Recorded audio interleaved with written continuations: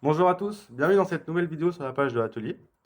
Aujourd'hui, on va faire une vidéo technique assez intéressante, je pense, sur les couronnes de montres vissées. Alors, c'est un sujet technique très intéressant qui mérite à lui seul une vidéo. Et vous allez voir que c'est pas un sujet qu'on peut traiter à la légère et qu'il mérite clairement une 10-15 minutes de vidéo pour traiter le sujet en profondeur. Donc, dans un premier temps, nous allons voir le fonctionnement d'une couronne vissée. Après, nous allons analyser la constitution d'une couronne vissée. Et surtout, on va s'attarder évidemment à l'étanchéité. On va voir comment réaliser l'étanchéité sur une couronne vissée. Et pour ça, on va analyser un schéma en coupe d'une couronne vissée. Nous allons aussi voir quels sont réellement les avantages d'une couronne vissée. Et je vais répondre à une question, c'est est-ce qu'une couronne vissée, quand elle n'est pas vissée, est-ce que la montre reste étanche? Alors pourquoi cette question? Parce que vous avez peut-être déjà eu le cas.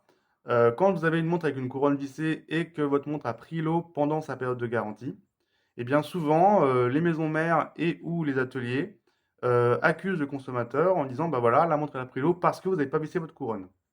Alors, est-ce que cet argument est fondé ou pas?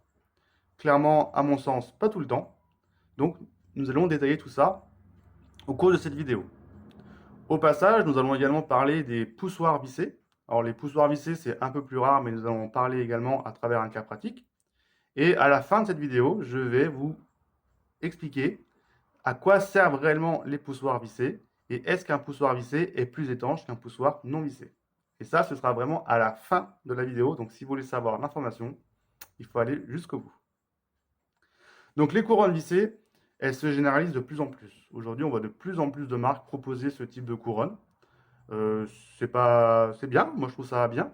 Mais le problème qui se passe, c'est qu'il y a beaucoup d'utilisateurs de ces montres qui ne sont pas au courant qu'ils ont une couronne vissée. Alors, soit ils ne sont pas au courant parce qu'ils n'ont pas eu l'information lors de l'achat de la montre, ou alors c'est parce qu'ils l'ont totalement oublié. Et cette vidéo elle va être importante parce qu'ensemble, on va voir la manipulation d'une couronne vissée.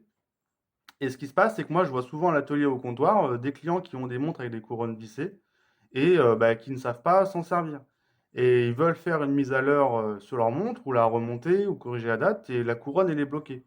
Et du coup, ils pensent qu'elle est bloquée. Alors, souvent, ça arrive, ils prennent une pince et puis ben, ils tirent. Et souvent, ben, ils cassent tout. Et c'est dommage. Donc, dans cette vidéo, on va voir ensemble la manipulation sur ces couronnes vissées. Voilà, donc j'espère que cette vidéo va vous plaire et on va rentrer tout de suite dans le vif du sujet. Voilà, donc pour cette vidéo, donc j'ai sorti l'artillerie lourde, hein, à savoir un chronographe Daytona. Alors ce sujet, cette montre est intéressante pour ce sujet parce que finalement elle est équipée à la fois de poussoirs vissés et d'une couronne vissée. Donc du coup, ça va nous faire une pierre deux coups. Donc alors, concernant la couronne, on peut voir qu'ici on est sur la position neutre, la position de repos, la position dans laquelle la montre est tout le temps au quotidien. Et on peut voir que si jamais on veut remonter la montre ou la passer en position mise à l'heure, on est bloqué. Vous voyez, là j'essaie de tirer la couronne, je ne peux pas. Tout simplement parce qu'on est équipé d'une couronne vissée. Alors en position neutre, la couronne est vissée sur son tube, parce que le tube de couronne qui guide la couronne en fait est équipé d'un filetage. Et la couronne, à l'intérieur, elle est équipée d'un taraudage. Donc les deux couronnes, la couronne et le tube, se vissent l'un sur l'autre. Et c'est ce qui permet de la bloquer.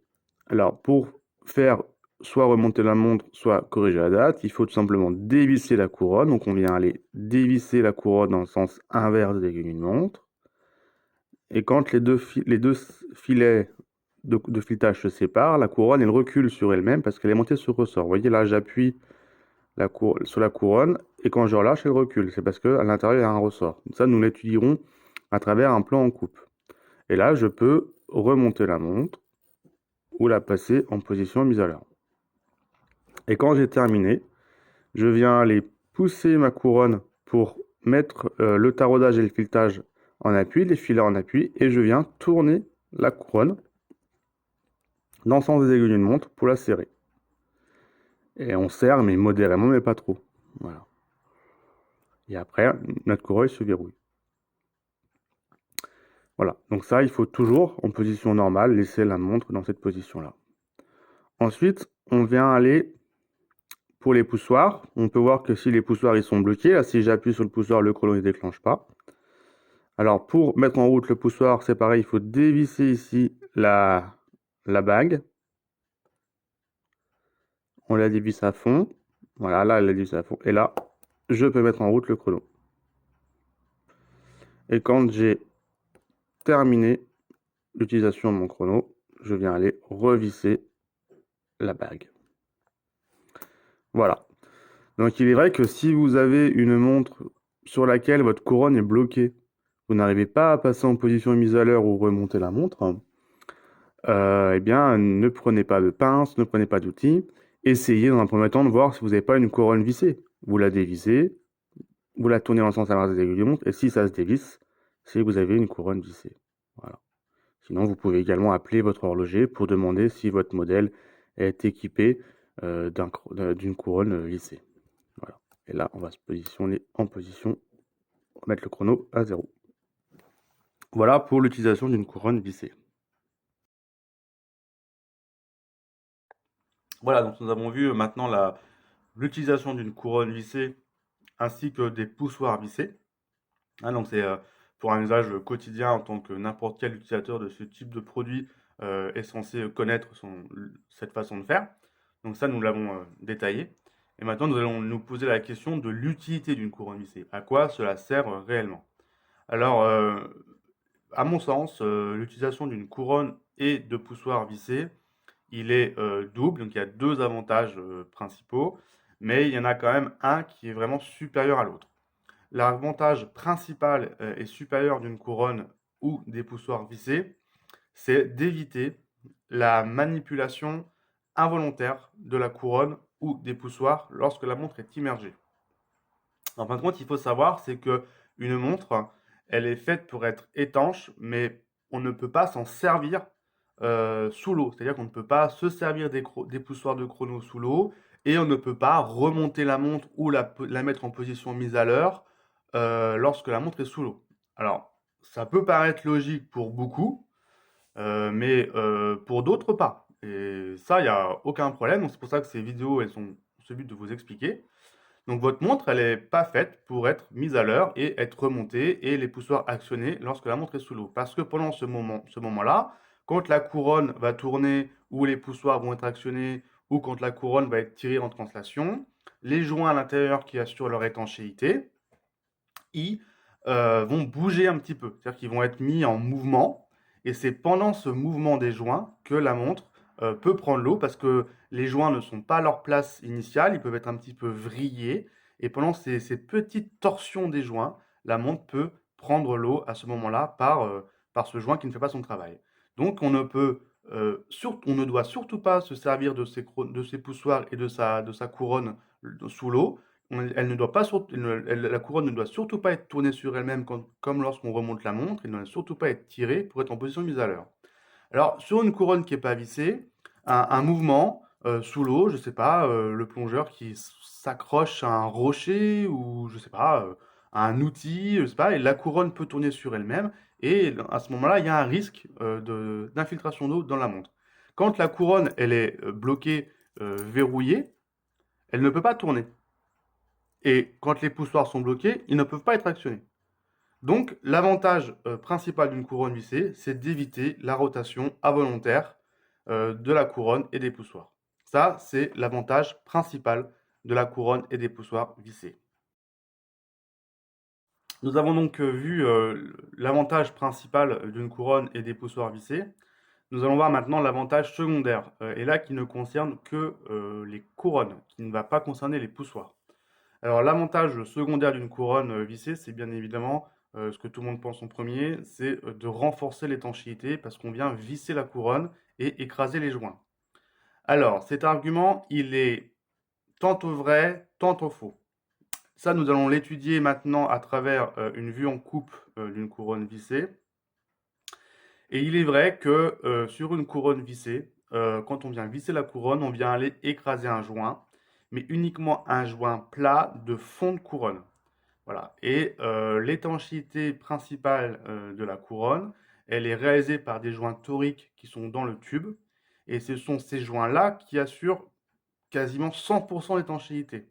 Et ces joints-là ne sont pas écrasés. Quand on vient serrer la couronne, les joints toriques ne sont pas écrasés. Le seul joint qu'on vient écraser, c'est le joint de fond de couronne qui vient aller renforcer l'étanchéité. Ça, nous allons l'étudier ensemble à travers un schéma. Et il faut savoir que certains constructeurs, c'est le cas de Tag Heuer par exemple, ne mettent pas de joint de fond de couronne. Donc ça veut dire que sur une couronne Tag Heuer, quand on vient serrer la couronne, on n'écrase aucun joint. Donc cela revient au même niveau d'étanchéité une couronne vissée Tag Heuer qu'une couronne non vissée classique, à la même chose, parce qu'on n'écrase pas de joint. Et que l'avantage de ces couronnes vissées Tag Heuer, c'est comme je le disais, d'éviter les manipulations involontaires de la couronne sous l'eau. Mais pour cela, et pour que ce soit plus clair, nous allons étudier ensemble à travers une vue en coupe, une couronne vissée. Voilà, donc ici nous avons une vue en coupe d'une couronne étanche vissée. Et c'est issu du livre La théorie d'horlogerie, hein, qui fait vraiment référence en matière de théorie horlogère. Je vous ai mis à côté des petits joints de Rolex pour vous montrer un petit peu. Donc nous allons analyser tout cela. Ici en bleu, nous avons ce qu'on appelle la coiffe de la couronne, hein, ça c'est ce que l'utilisateur a en main. Ici en noir, nous avons le tube de boîte qui vient, pour le coup, ici il est chassé dans la boîte. Ici, ça c'est la boîte de montre. Donc ici on est chassé. On met aussi un petit peu de colle. Ici nous avons ce trait symbolise le filetage du tube. Et ce trait ici symbolise le taraudage de la couronne. Donc ici la couronne elle est vissée, écrasée en bloqué. Ici nous avons le ressort qui permet, lorsque l'on vient dévisser la couronne, de faire la marche arrière de la coiffe. Hein, c'est ce que j'ai montré en début de vidéo. Quand j'appuie ici, la coiffe descend et quand je relâche, la coiffe remonte. Hein. Ça, c'est pour permettre, en fin de compte, éloigner les filets, hein, et puis permettre de remonter la montre facilement sans qu'elle se visse sur elle-même, sans que la couronne se visse sur son tube. Donc on est obligé d'avoir un petit jeu. Et ici, nous avons en rouge les joints. Donc là, nous avons en rouge le joint torique, donc c'est celui-ci. Donc on peut voir que c'est un joint assez gros, assez épais. Et ici, en rouge, là, nous avons le joint de fond de couronne, qui est un joint plat. Et on peut voir que lorsqu'on vient visser la couronne, le seul joint que l'on écrase, c'est ce joint plat. On voit qu'il est écrasé par ici et qu'il appuie sur la portée du tube.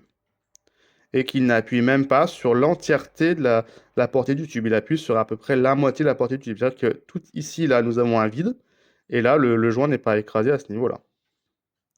Par contre, le joint torique, lui, n'est absolument jamais écrasé lorsque l'on visse la couronne. On peut voir que la couronne est vissée et que ce joint-là n'est pas écrasé. Alors, ce joint torique, c'est vraiment lui qui assure l'étanchéité principale. On voit qu'il est très gros, très imposant. Sur certaines Rolex, il y en a même deux l'un sur l'autre. D'accord, donc c'est vraiment lui qui assure l'étanchéité principale. Et ce joint-là n'est pas écrasé. Que le seul joint qu'on écrase, c'est ce joint secondaire qui vient aller renforcer l'étanchéité.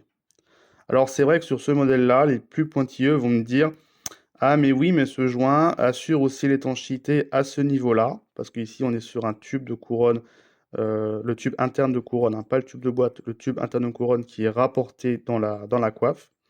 Et effectivement, ce joint permet d'assurer l'étanchéité à ce niveau-là, pour éviter par exemple que de l'eau remonte par le filetage, passe par là et redescende ici dans la montre. Voilà. Mais il est vrai que certaines montres, comme les Tag Heuer, je disais, n'ont pas ce joint plat de fond de couronne parce qu'elles ont une conception différente à ce niveau-là. Et que sur ces Tag Heuer, on n'écrase pas de joint quand on serre la couronne et que le joint torique n'est pas écrasé. Voilà, donc c'est pour ça que finalement une couronne vissée, lorsqu'elle n'est pas vissée à fond, elle reste étanche.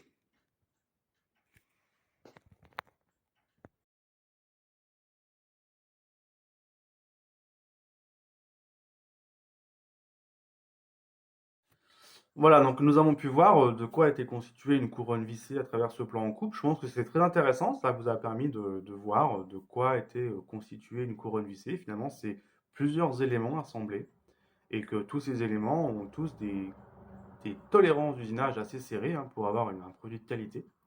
Et nous avons pu voir aussi comment était réalisée l'étanchéité d'une couronne vissée. Donc voilà, l'étanchéité d'une couronne USB est réellement réalisée par ce joint torique qui est dans le tube de boîte, qui travaille avec le tube de couronne. C'est vraiment ce joint torique qui est un gros joint de grosses dimensions, de gros diamètre, qui fait quasiment toute l'étanchéité. Et ce joint torique n'est jamais écrasé, n'est jamais serré lorsqu'on vient visser une couronne. Et que le seul joint que l'on vient serrer et écraser, c'est le joint plat de fond de couronne, mais que ce joint plat a réellement un rôle secondaire et que ce joint plat, souvent, il n'est pas mis. Et notamment Tag Heuer ne met pas de joint plat de fond de couronne. Et c'est pas pour autant que leurs couronnes vissées sont de mauvaise qualité, parce que les montres sont garanties 100 mètres, 200 mètres, c'est pas un problème. Alors, c'est vrai que ce joint plat, il a quand même un rôle. C'est à mon sens une double protection. C'est l'effet ceinture et bretelle, parce qu'il permet d'assurer l'étanchéité de la montre, même si le joint torique, il a un défaut. Si ce joint torique venait à être défaillant, la montre sera quand même étanche par l'intermédiaire de ce joint plat de fond de couronne. Donc ça, c'est quand même important de le souligner, surtout sur des montres à usage professionnel comme les Submariner, etc. Toutes les montres Rolex sont toutes équipées de joints plats de fond de couronne. C'est une double sécurité. Et moi, je me souviens très très bien quand j'avais fait une formation Breitling, le formateur m'avait dit, ben voilà, quand tu testes un chronomate, par exemple, un chronomate Breitling qui est équipé d'une couronne vissée avec un joint plat de fond de couronne, il m'avait dit, tu ne devrais pas mettre ta montre dans le test couronne vissée à fond. Il m'a dit, tu devrais visser ta couronne, et puis avant de la mettre dans la machine, tu la dévisses un petit peu, pour pas que ce joint plat soit écrasé. Et pour que la seule étanchéité de la couronne lors du test se fasse par le joint torique dans le tube. Parce que c'est ce joint torique-là qui fait tout le travail d'étanchéité. Et si ce joint torique il a un défaut et que ton joint plat de fond de couronne n'est pas écrasé, eh ben, la machine va détecter le défaut au niveau de ce joint torique. Si ce joint il a un défaut et que tu as bien serré ta couronne fort, il se peut que ta machine valide le test. Parce que l'étanchéité est réalisée par rapport à ce joint plat qui est écrasé. Mais c'est pas très très bon, c'est même pas bon du tout, hein, parce que ce joint plat, voilà, il a un rôle secondaire. Et souvent, moi je le vois en SAV, hein, quand on remplace ces joints plats de fond de couronne, même au bout de 4-5 ans, les joints ils sont vraiment tassés, écrasés, déformés, hein, parce qu'ils sont écrasés en permanence. On les dessert pour faire remonter la montre ou la mettre à l'heure. Après, on le resserre, on le serre, on le dessert, on le resserre, on l'écrase, etc. Et très rapidement, elle est déformée. Donc, si on ne travaille que sur ce joint plat de fond de couronne et le joint torique est défaillant, il se peut que la montre prenne l'eau assez rapidement dans un délai avant 4 ou 5 ans. Donc, il faut vraiment être certain que le joint torique soit en bon état.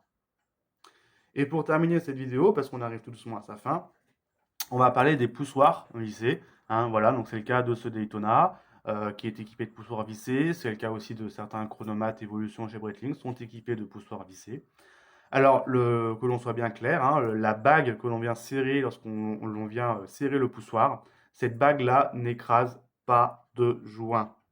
D'accord? Cette bague-là, elle n'a qu'un seul but, c'est de verrouiller et de brider le poussoir pour pas s'en servir dans l'eau. À ma connaissance, je peux me tromper, mais si vous avez exemple, dites-le moi en commentaire. À ma connaissance, je ne connais aucun poussoir de chrono vissé qui écrase un joint. C'est à chaque fois une bague qui bride le joint pour éviter son utilisation. Donc, une fois de plus, un chrono avec un poussoir vissé ou un chrono avec un poussoir non vissé, ils auront le même niveau d'étanchéité parce que ça n'écrase pas de joint. Et que, pour terminer et pour conclure, l'avantage principal des couronnes et des poussoirs vissés, c'est d'éviter leur manipulation sous l'eau. Voilà, donc pour le coup, maintenant, cette vidéo est enfin terminée. Elle a été assez longue, c'est vrai, mais c'est impossible de faire des sujets et rentrer dans les sujets et vous expliquer les choses de façon très courte en quelques secondes. Moi, j'aime bien rentrer et vous expliquer clairement. Donc, j'espère que cette vidéo vous aura plu. Si vous avez des questions, n'hésitez pas à les poster en commentaire ou à me laisser tous les commentaires que vous voulez. Merci à vous, à bientôt!